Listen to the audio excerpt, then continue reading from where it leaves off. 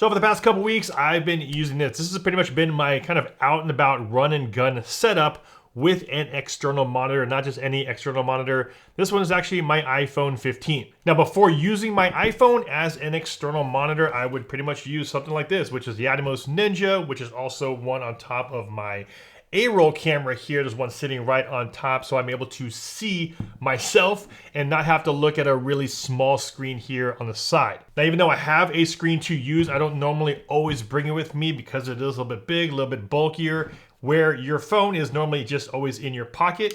And the great thing is, Accsoon, the SeeMo 4K right here, is just a small adapter that you now have to carry around in your bag instead of carrying around a larger screen at all times. And the biggest benefit of this is that if you don't already have an external monitor and you want to have one so you're able to see your photo, your video, a lot brighter, a lot clearer, a lot bigger when you're out there in the field, is that you don't necessarily have to spend a lot of money now on a dedicated built-in monitor like this, which ranges about $500 to $600.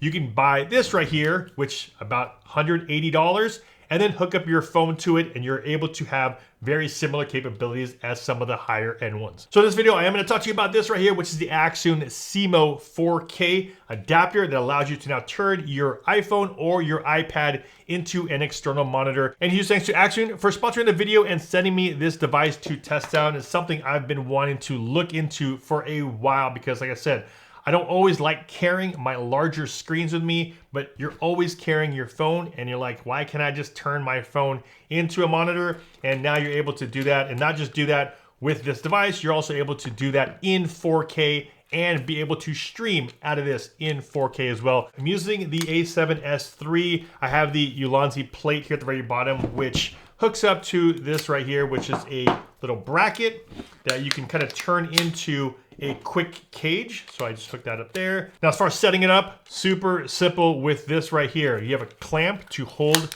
your phone right there on the back. So all you have to do is slide in your phone here, press it back, and it'll clamp down. And then on the very back, you are going to need an NPF battery. They didn't provide me one, but I have a bunch of these that I use on a bunch of other my cameras, monitors, and my lights. Drop this right onto your hot shoe here on the very top. And I do like this clamp that they include because it makes it nice and tight. Hook up an HDMI cable. So you're gonna have the HDMI out, but I do have the full-size HDMI on my camera, so I'm able to hook this one up here. Once your HDMI port is hooked up, all you have to do now is plug in the video out and plug it into your iPhone. The great thing is that the Accsoon 4K now works with the iPhone with lightning ports as well as USB-C. Once it's all plugged in, you have the on and off switch right here. Press that, click on SeeMo 4K, hit connect, and there you go.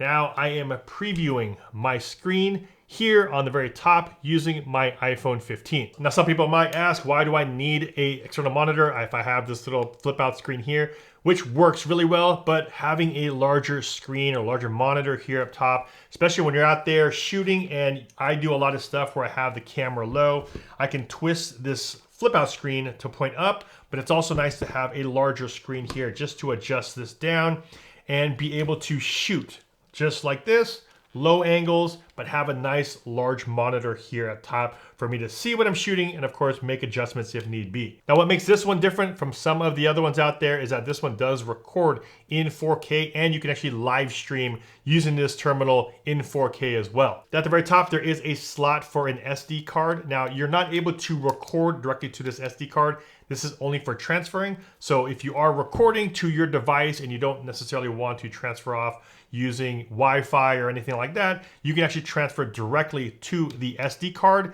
That way you have a little bit faster transfer speeds when you go back to your computer. Now the one thing I did see that was weird is that when there's an SD card in here, which I just put in there right now, there is a rubber gasket that you have to remove to put the SD card in, and you cannot put the rubber gasket back on. So I thought that was kind of weird. Now having that large external monitor is really beneficial while you're out in the field, but a lot of people don't talk about the weight difference. If I were to go out there with my normal setup, which is this one right here, without the external drive, if I were to weigh this, this comes in at about 600 grams. Now if I were to hook up my external hard drive to this one, 662 grams. This setup right here with my iPhone 15, this one comes out to 535 grams. And like I mentioned earlier, it does have a lot of those pro features that we normally see on the higher end monitors. We have all of that here displayed on our screen. Jumping over to the screen here on the very bottom left, as you can see here, we have the video input, which is the 2160 or 4K at 30 frames a second. On the very bottom right, we do have the audio encoder as well as the audio input. Here at the very top, we have all of those settings that we're able to change, and I'm not going to go through all of them, but I will talk about some of the main ones that I've been using on this setup. Here at the very top, we do have the option for grayscale. Next, we have RGB, as well as histogram. Histogram is one I will normally use a lot because of the fact that the histogram on the bottom screen is so small. And a lot of times when I'm out there shooting, I just want to know, as far as underexposed and overexposed, where am I on that histogram, and being able to pull up a large one here on screen is a nice feature compared to the small one we have on the bottom screen. These next couple options are the ones I normally use the most, which is the peaking or focus peaking, which gives you a little red line or red highlight to let you know what is being focused, what's in focus on the camera. Next option we have is LUTs, which is really cool. Now I shoot on my Sony a7 III, I shoot an S-Log3, and all you have to do is click on the LUT and then click on your settings. And then you can see here it is on S-Log3 right now, but if I click that, you can see all of these presets that are already built into the app right here. And at the very bottom, Sony S-Log3, I click on that one. I can either turn it off or on. Right now I'm just keeping it at on. Next we have zebra lines, and that will show you if something is really overexposed. And I'll normally use this in conjunction with my histogram. So I will turn that on, bring that to the side, and then with your zebra lines, if I were to change my settings here, as you can see, a ton of zebra lines are coming up, which means I'm a little bit more overexposed in those certain areas. Next feature we have here, which is normally on some of the more advanced monitors, is false color, as well as the ability to change and view your aspect ratios. Now, of course, when it comes down to composition, you can turn on your rule of thirds, as well as if you are looking at your monitor doing something like a selfie, you might want to flip your screen.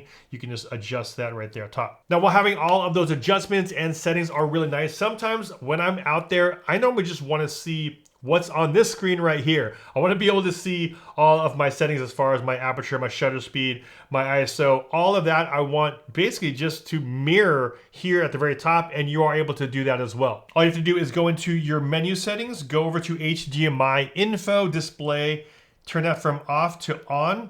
Once you do that, you are now basically mirroring what you see from your built-in screen here at the very bottom, and now it's going to be here at the very top. So if you don't want all of those other advanced settings, which you can still adjust while on this screen, you can just basically take and mirror what you normally have built in here and put that here on top. Also, if you've ever wanted to do any tutorials or some walkthroughs and you want to be able to record your screen, I'm sure you realize it's not that easy to just be able to hit record here. But now that you are mirroring your image here at the very top, it's easy for you to just screen record everything you're doing, and now you have a full recording of all of your settings that you're changing, everything that's happening real time. You're able to record that here through your phone. Now, one of the features that the SeeMo 4K has, which I wasn't really expecting and I ended up actually using, which I really like, is the ability to upload your footage. Because of the fact I'm using something like this, a phone, I do have that cellular network, I'm now able to upload directly from my phone straight to something like Frame.io. All you have to do is go over here to the right side, click on the Frame.io icon,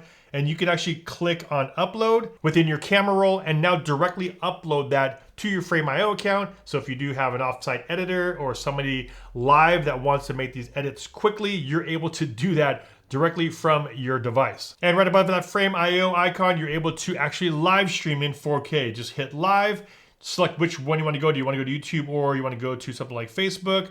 And you can actually live stream using the SeeMo 4K. And there it is, guys, the Accsoon SeeMo 4K. If you want an external monitor, not just an external monitor, a 4K external monitor, as well as the ability to live stream in 4K and a much lighter setup. And of course, much more affordable setup because You already have your phone. You don't necessarily have to buy another more expensive monitor. You just have to buy the terminal, the adapter, in order for you to use your existing phone, Lightning, USB-C, or your iPad. And of course, it does have all of those pro settings on here that we have on all of the other more expensive monitors that are on the market. Huge thanks to Accsoon for sending me this to review. Definitely is a nice option for you if you guys are interested in this one.